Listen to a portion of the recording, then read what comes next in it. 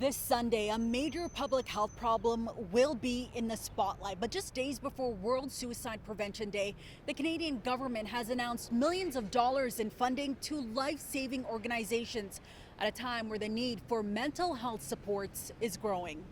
Inside Toronto's Gershwin Crisis Centre, 30,000 calls for help come in each year. Almost 20% of them involve someone who is struggling with feelings and thoughts of suicide. The Crisis Centre says too often people's struggles are worsened by the prejudice they face, including anti-Black racism, anti-Indigenous racism, racism toward racialized communities, and biases regarding gender and gender identity and sexuality, including the 2S LGBTQ.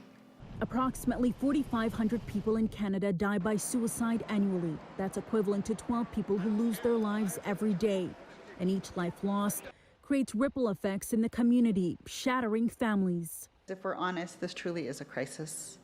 Suicide is a leading cause of premature death in our country.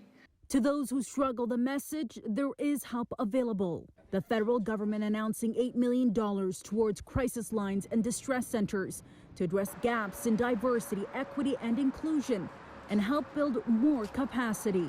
The more there is access, the more we can push back against the stigma and the more we can bring this into the light. As the need for more mental health supports continues, wait times are becoming more of an issue. We have long wait lists in Toronto for case management services, and it's very difficult to connect somebody even within a year. Accessing specialists can also take months, even a year, to meet with a psychiatrist. We absolutely do need to see greater investment in mental health services. On November 30th, Canada's 988 Suicide Crisis Helpline is set to launch. The funding announced today is set to complement this initiative, connecting Canadians to the help they need 24/7. For someone who is at their lowest point, a caring voice on the other end of the phone can be a lifeline. To access the government's newly announced funding, eligible organizations are being asked to apply for grants. In Toronto, I'm Faiza Amin for City News.